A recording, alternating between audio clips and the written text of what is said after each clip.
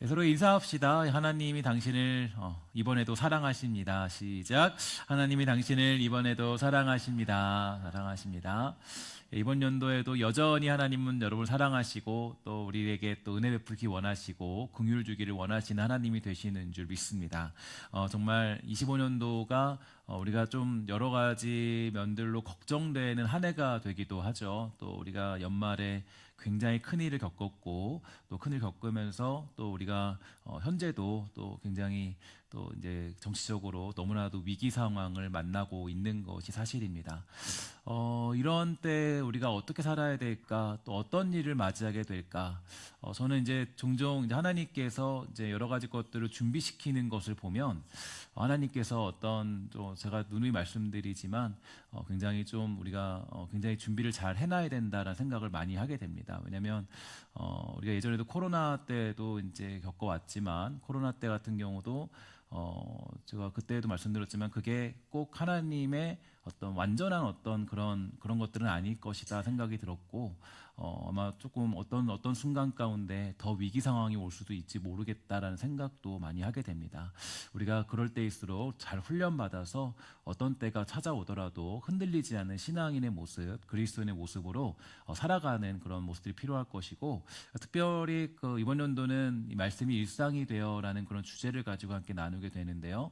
말씀이 일상이 된다라는 것은 또 하나님이 우리가 삶 가운데 이렇게 좀 키워나가는 하나님의 어떤 과정인 것 같아요. 또 준비인 것 같고 우리들이 잘 준비해서 정말 하나님과 교제하는 그런 은혜들을 마음껏 누려서 어떠한 순간을 맞이해도 그러한 때에도 우리가 하나님이 주시는 그런 은혜들을 마음껏 누리며 살아가는 그런 성도가 되기를 저는 간절히 소망해 봅니다. 우리는 1월 달에 들어서 이제 여호수아서를 묵상하게 되었는데 여호수아와 함께하던 백성들이 주님께서 주신 땅을 차지할 수 있었던 이유가 무엇인가에 대해서 살펴보고 있습니다. 지금까지 어떤 내용들을 좀 간략하게 정리해 보면 그들은 일단 이 모세시대 공동체와는 완전히 다른 공동체였음을 볼 수가 있게 되죠. 무엇보다 하나님의 뜻을 따를 줄 아는 그런 사람들이었습니다.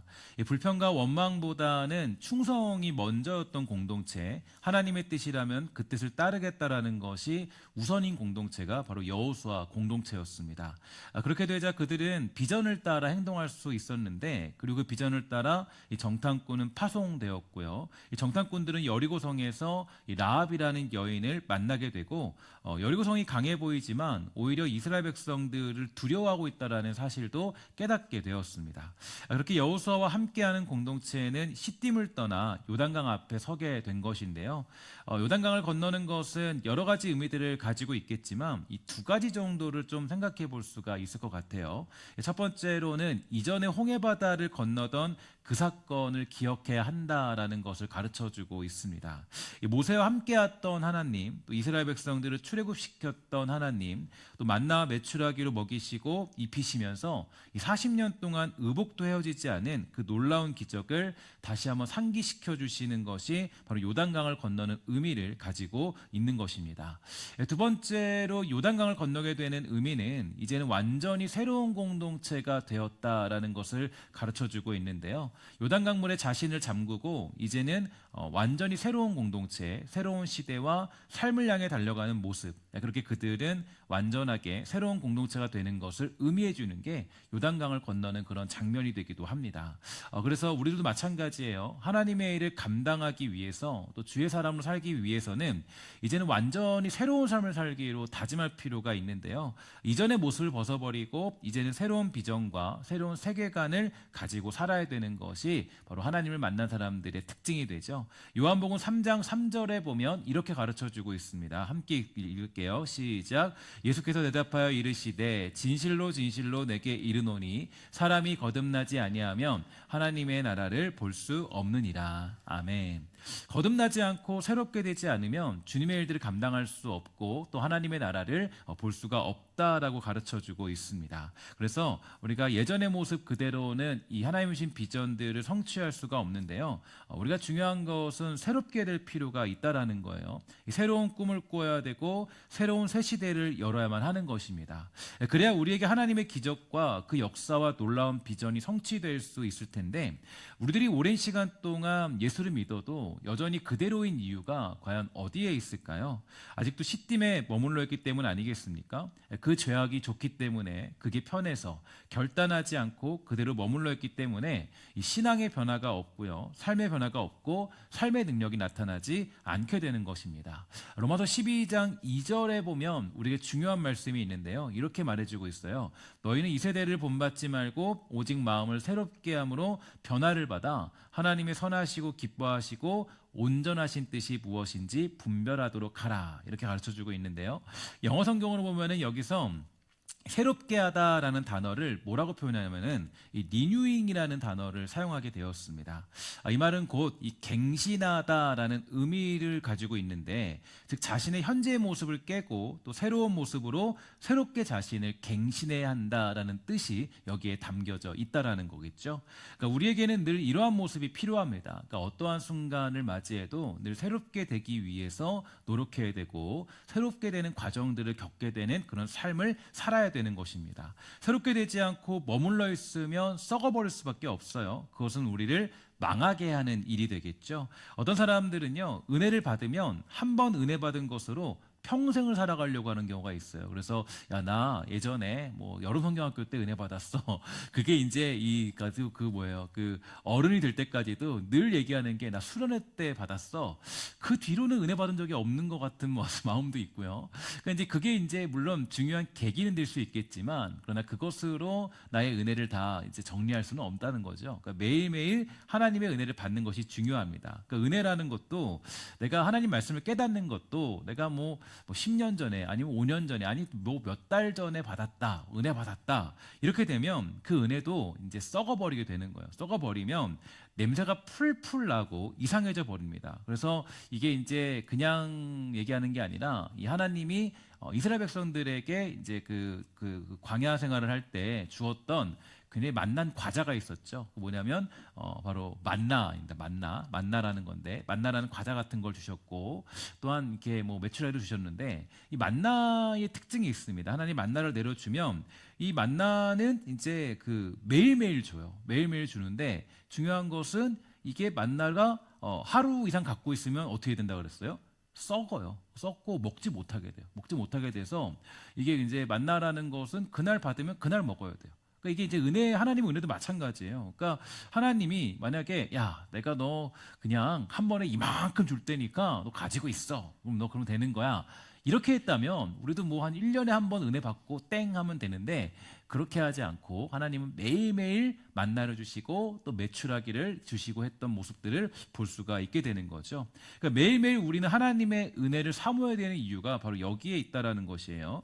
그것이 우리가 하나님의 능력을 경험하는 비결이 되는 것입니다. 특히 이번 연도에 우리는 말씀이 일상이 되어라는 주제를 가지고 달려가고자 하는데, 이 말씀이 일상이 되기 위해서는 매일같이 말씀을 묵상하고 매일같이 말씀을 사모하는 모습이 있어야 하는 것입니다. 주일 하루 받은 말씀만을 가지고 살아간다면 우리는 새로워질 수가 없다라는 거죠. 한번 옷을 입으면 그 옷은 갈아입어야 됩니다. 결혼을 하면 이 남자들이 여자들에게 가장 많이 혼나는 게 뭐냐? 양말을 며칠 동안 신는 거야. 이렇게 이제 혼이 나기도 하고, 제발 양말 좀 갈아 신어. 속옷 좀 갈아입어. 혼나고 혼이 나는 게 남자들의 모습이죠. 물론 저는 아주 잘 갈아 신고 갈아 입습니다. 어찌되었든 간에 대부분 보면 그렇게 많이 잔소리를 받게 돼요.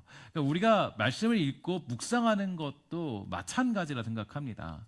어떤 사람들은 교회 생활을 그렇게 오래 해도요, 매일 말씀 한 절 하나 달랑 외우고 살아가요. 그러니까 매일같이 뭐 맨날 뭐 두려워 말라, 뭐 담대하라, 뭐 이런 얘기만 이제 가지고 사는데, 이유는 뭐냐면 이 말씀을 잘 읽지 않기 때문입니다. 말씀을 잘 읽지 않고요, 묵상하지 않기 때문이에요. 그래서 벌써 여러분들이 이제 뭐 잘 아시는지 모르겠지만, 이 성서 유니온에서 여러분들이 매일 성경을 읽으면 6년 과정입니다. 6년 과정이라서 제가 이제 한 5년 정도 이렇게 있지 않았습니까? 그리고 또 그 전부터 제가 말씀 묵상에서 강조했기 때문에 보면 저랑 6년을 함께 하신 분들은 지금 통독을 다 한 거예요. 사실은 말씀 묵상을. 그러니까 통독을 다 한 거고, 여러분들은 이게 뭐 시간이 지나서 내가 말씀 한번 읽었나 생각하겠지만, 여러분들이 말씀 묵상을 그대로 저와 함께 해왔다면 지금 6년이 지났기 때문에 아주 자세하게 말씀을 다 읽은 거예요. 6년 동안. 통독을 우리는 막 이렇게 짧게 하려고 그러지만 6년 동안 통독을 다 끝냈고 여러분들이 6년 동안 함께 지내온 겁니다. 그래서 굉장히 자세하게 말씀을 읽고 함께 나누었다라는 것을 알 수가 있게 되죠. 그러니까 말씀을 여러분 우리가 매일같이 말씀을 묵상하는 사람만이 늘 새로운 도전과 살아있는 그리스도인의 눈빛이 있다라는 것입니다. 오늘 함께 예배하는 여러분들 모두가 이 주의 말씀으로 늘 새롭게 되어서 매일같이 주시는 그 말씀으로 말미암아 은혜를 받고 또 능력을 누리며 살아가는 복되고 아름다운 성도의 즐거움들, 진정한 기쁨들이 있게 되기를 주의 이름으로 간절히 부탁을 드리겠습니다. 이제 오늘 우리가 보는 본문은 이제 새롭게 된 영혼들이 문제 앞에 섰을 때 어떻게 그것을 해결할 수 있는가, 여기에 대한 중요한 몇 가지 원칙들을 알려주고 있는데요. 첫 번째로 우리의 삶 가운데 문제를 만났을 때 무엇보다 우리는 자신을 성결하게 하도록 힘써야 된다라는 것을 기억할 필요가 있습니다. 1절에 보니까 이렇게 되어 있어요. 또 여호수아가 아침에 일찍이 일어나서 그와 모든 이스라엘 자손들과 더불어 시딤에서 떠나 요단에 이르러 건너가기 전에 거기서 유숙하니라, 이렇게 되어져 있는데요. 여기서 시딤이라는 지명이 굉장히 중요하다고 할 수 있습니다. 시딤이라는 지역은 이스라엘 백성들에게는 굉장히 수치스럽고 괴로운 장소라고 할 수 있는데요. 심지어 시딤이라는 뜻은 작대기, 몽둥이라는 그런 뜻을 가지고 있을 정도로 괴로운 추억이 있는 곳이 바로 시딤이라는 곳이었습니다. 우리들도 정말 있고 싶은 한때가 있고 떠나가고 싶은, 생각도 하기 싫은 그러한 때가 많이 있지 않겠습니까? 그런 장소들이 있어요. 여러분들이 다시는 가고 싶지 않은 장소다. 남자들은 이제 다시는 내가 군대 장소 그런 데 가고 싶지 않다. 그쪽 보고는 내가 화장실도 안 가겠다라는 사람들도 있지 않습니까? 생각도 하기 싫은 그런 장소와 추억들이 있는데요. 시딤 지역도 마찬가지라고 할 수가 있어요. 과연 그곳에 어떤 일들이 있었을까요? 민수기 25장 1절부터 3절에 보면 그들에게 뼈아픈 추억을 가지고 있는 곳이 시딤이라는 곳입니다. 이스라엘이 시딤에 머물러 있더니 그 백성이 모압 여자들과 음행하기를 시작하니라. 그 여자들이 자기 신들에게 제사할 때 이스라엘 백성을 청함에 백성이 먹고 그들의 신들에게 절함으로 이스라엘이 바알보올에게 가담한지라 여호와께서 이스라엘에게 진노하셨다라고 그렇게 되어져 있는 곳이 시딤이라는 지역이죠. 이 여호와 하나님은 진노하셨고 그들에게 연병을 내리셨습니다. 몇 명이 죽었습니까?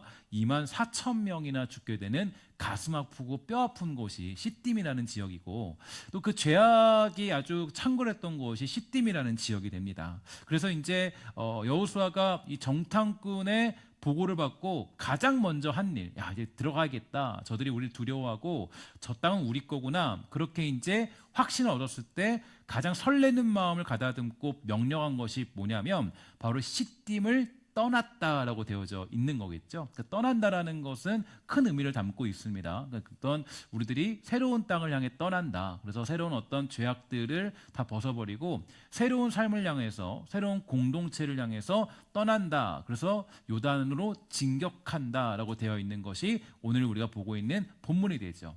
이것은 바로 죄악된 우리의 모습을 떠나게 되는 그 모습을 상징하는 것과 같은데요. 이 비전을 성취하고 하나님의 일을 하기 위해서는 먼저 우리가 가장 먼저 해야 될 것이 있어요. 그러니까 뭔가 어떤 것을 훈련받기 전에 가장 먼저 해야 될 것은 이전의 습관들과 관습들을 버려야 됩니다.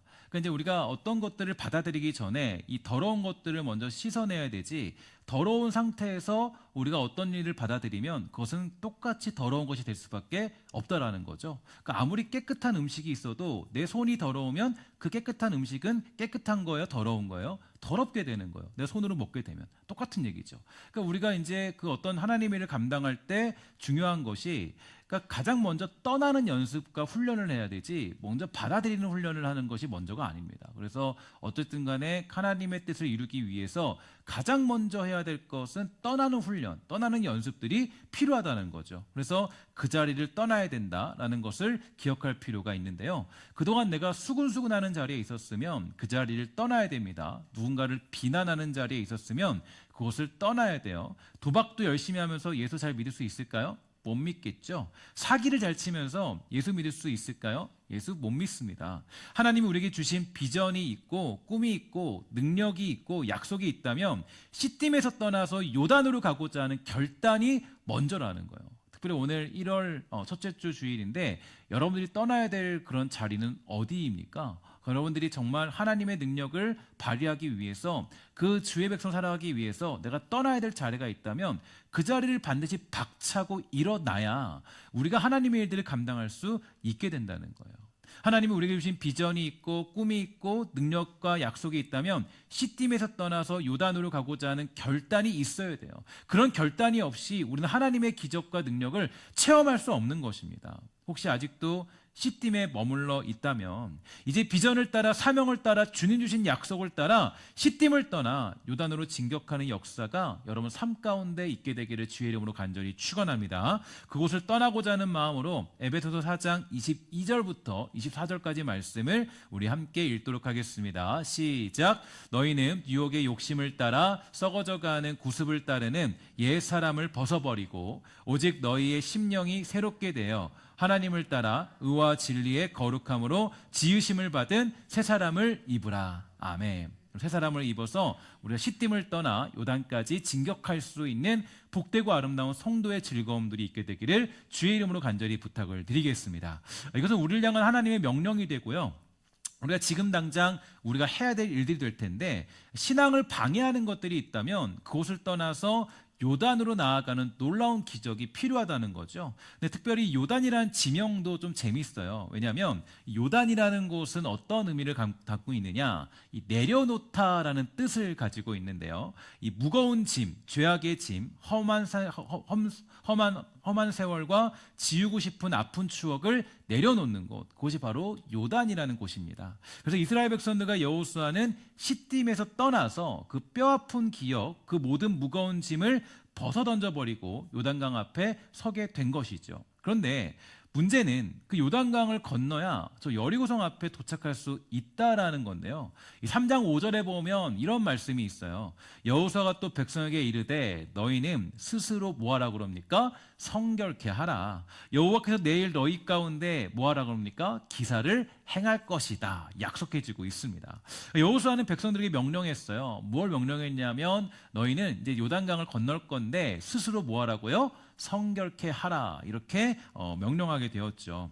근데 이 말씀을 잘 보면 제가 오늘 새벽에도 말씀드렸는데 이 요단강 굉장히 불어난 물에 지금 물 앞에 서 있지 않습니까? 근데 사실 이 말씀은 이 굉장히 비합리적인 말씀이고 우리가 이해할 수 없는 말씀이 되기도 합니다. 그러니까 사실 불어난 강 앞에서 이제 전혀 의미도 없고 소용도 없는 명령이 바로 이 명령이 되는데 강을 건너기 위해서 여러분들이 가장 합리적으로 말할 수 있는 명령은 무엇이라고 생각합니까? 어떤 걸 먼저 해야 돼요? 야, 저기 뒤에 통나무 있으니까 통나무 잘 만들어가지고 너 배를 띄워. 이렇게 얘기한 게 맞지 않겠어요? 그러니까 야, 지금 아주 몸에 거두는 시기니까 저기 위에서 올라가고 미리 물을 차단한 다음에 그 다음에 너희들이 건너면 돼. 이렇게 가르치는 게 먼저잖아요. 근데 그렇게 안 해요.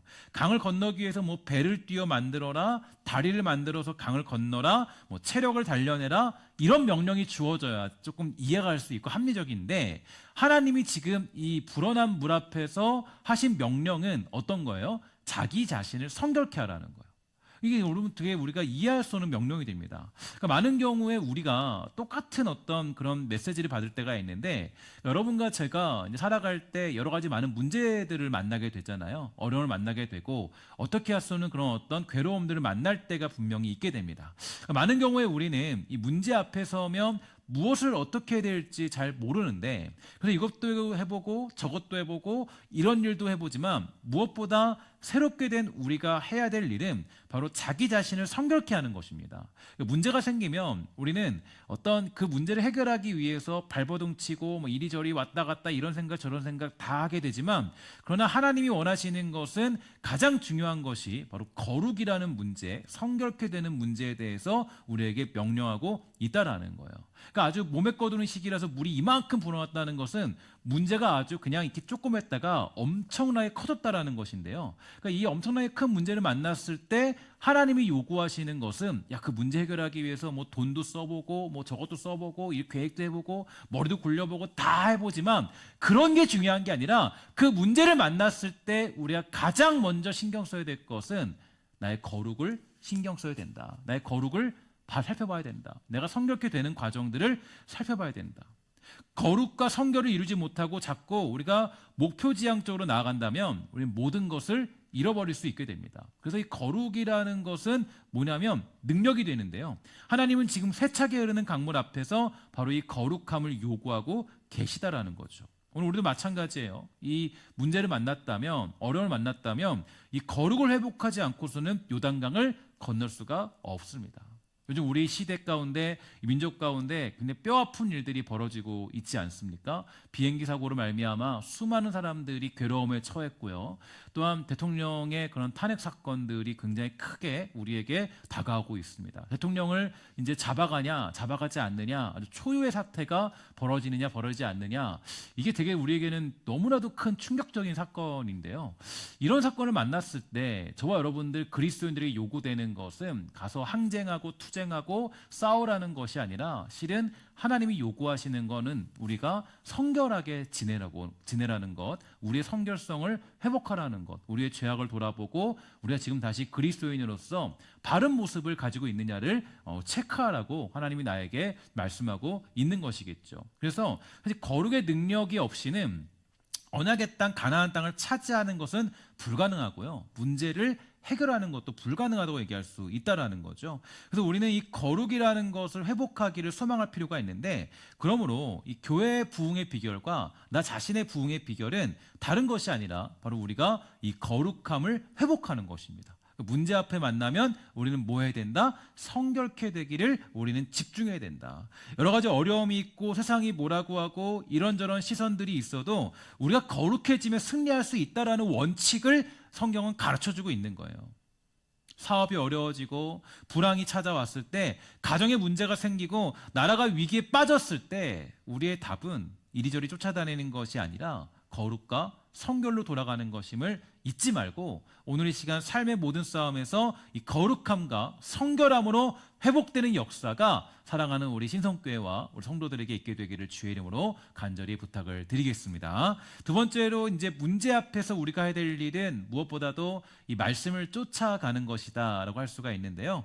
오늘 본문을 보면 하나님의 언약궤를 맨 제사장들이 먼저 요단강으로 들어가서 그들의 발바닥이 강물에 닿았을 때, 그들이 강 가운데 섰을 때 흐르던 강물이 끊어지고 이 뚝처럼 가득 쌓여 올라 요단강 가운데 길이 마른 땅이 되는 이적이 벌어지게 되었습니다.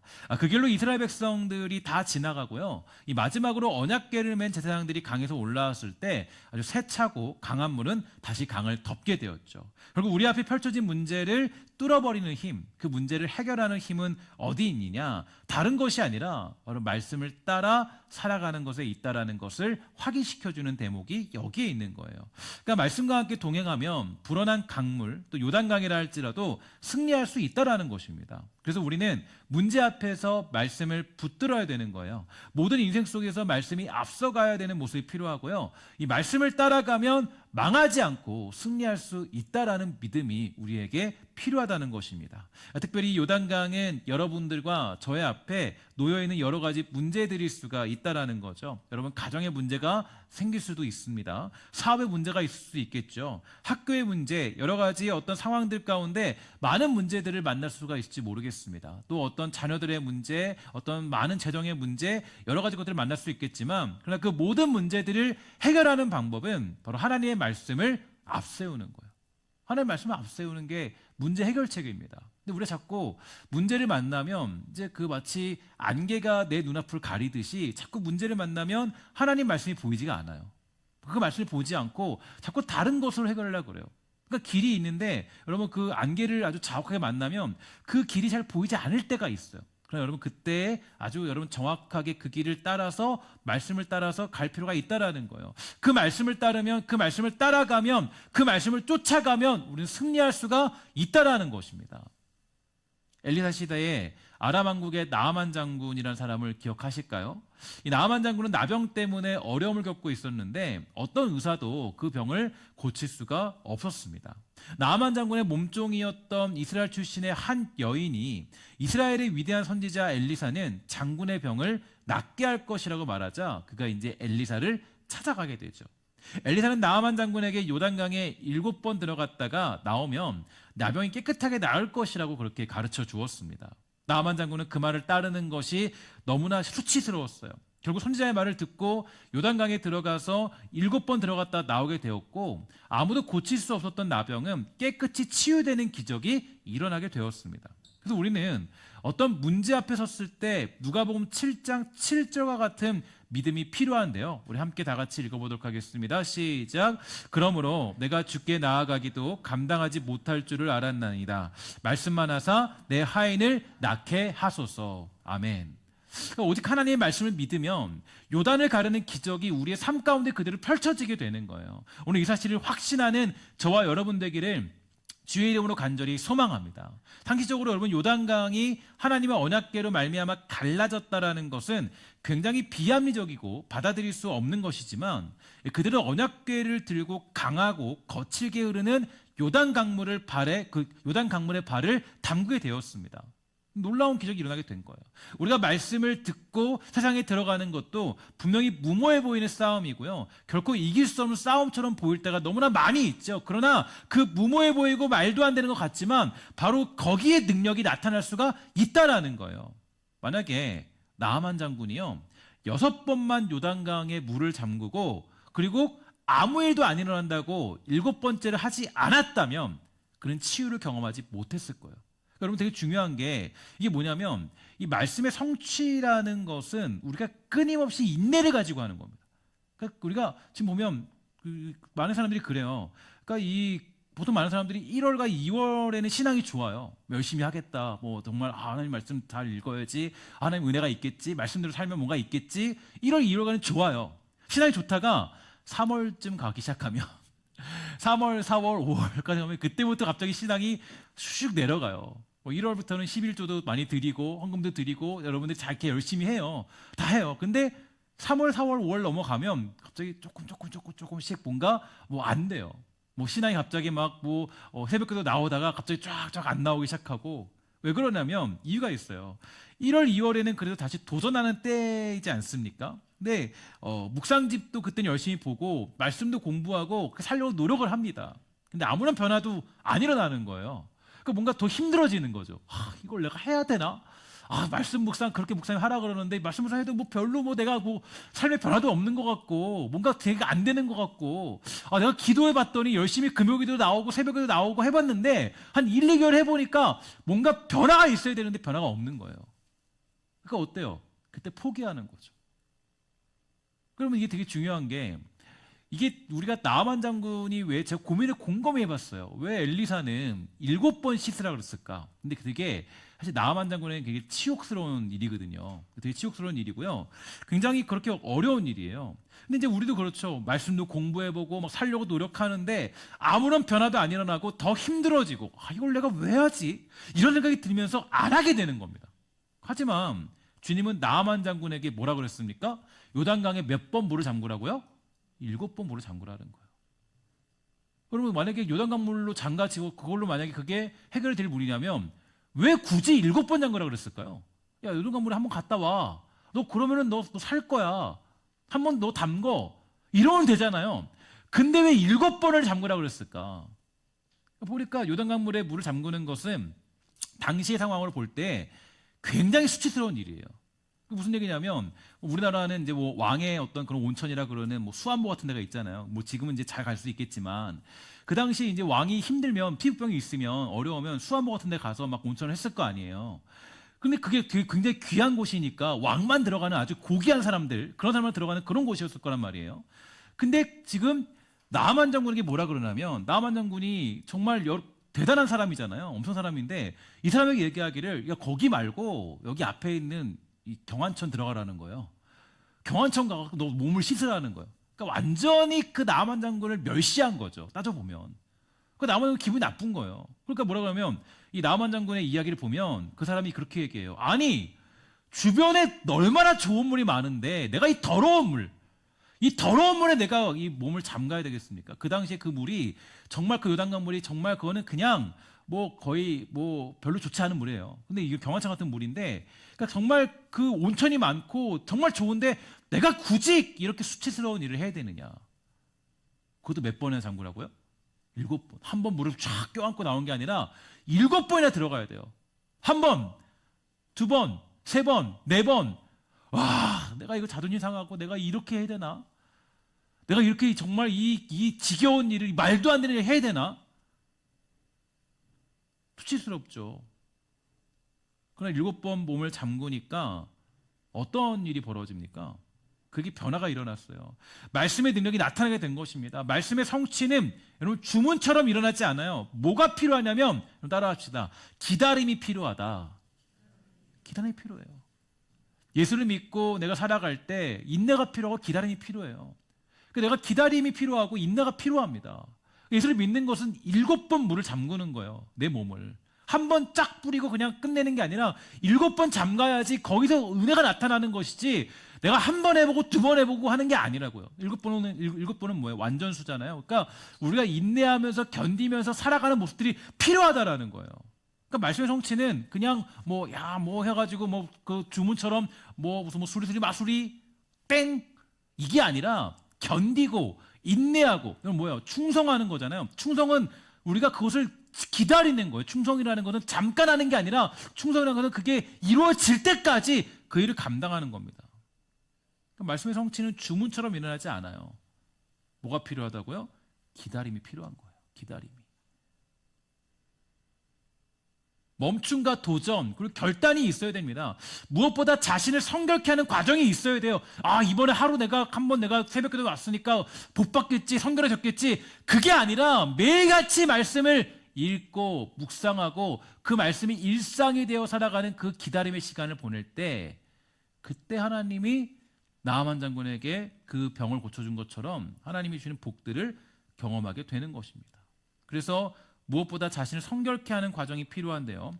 시딤에서 떠나서 요단강 앞에까지 서게 되는 그러한 일들이 필요하고 말씀이 성취되고 그때서야 이루어지는 거예요. 요즘 제가 성도님들의 그 묵상을 접하게 되면서 이 날로 묵상의 능력이 성숙해지고 있다는 것을 깨닫게 되는데요. 지난 한 해 동안 성도님들이 서로 묵상을 함께 나누면서 함께하고자 하는 모습들이 늘 저에게는 참 힘이 되고 기쁨이 되었습니다. 우리 교회가 정말 그랬으면 좋겠어요. 다른 이야기들 말고요. 이런 간증들과 말씀을 나누며 행복해지는 일들이 정말 많아지는 교회가 되었으면 저는 좋을 것 같아요. 교회라는 것은 여러분 수근수근거리는 것이 아니라 교회라는 것은 뭐냐면 하나님의 받은 은혜들을 어떻게 누리고 나누는가, 그 받은 그 말씀들을 가지고 이야기하는 거, 내가 이번 주에 받은 말씀 가지고 이야기하는 것, 그게 뭐냐면 교회라는 곳이에요. 제가 보니까 이 구역들을 좀 1년 동안 늘 살펴보면요, 아주 잘 모이는 구역들이 있어요.